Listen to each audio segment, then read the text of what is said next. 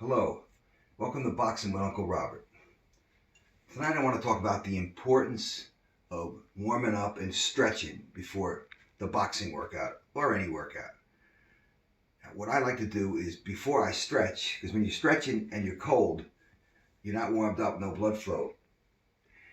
It's more your muscles are more likely to become injured.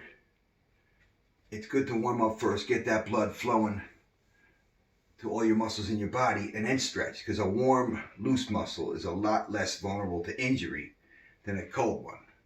So what I usually do to warm up is I'll just come in, you want to stretch your shoulders a little bit, just like this.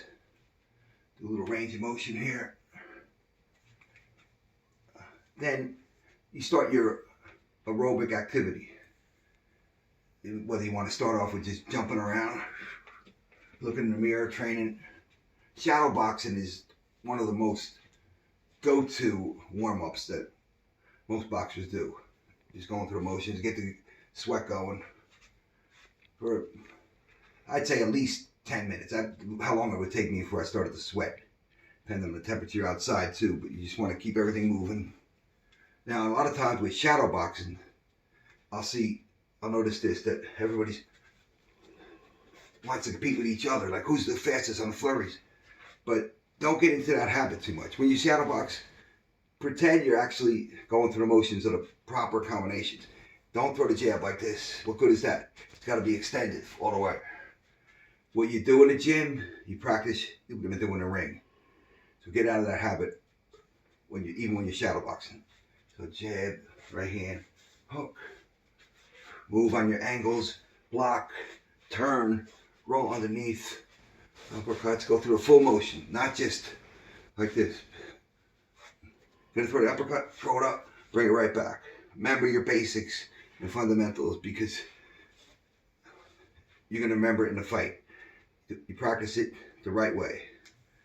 So at that point, you're nice and warm, your sweat's going. And then I like to do more shoulder stretching, whether you can use a bar or not. Your shoulders you're gonna use a lot, so you're gonna stretch out this way.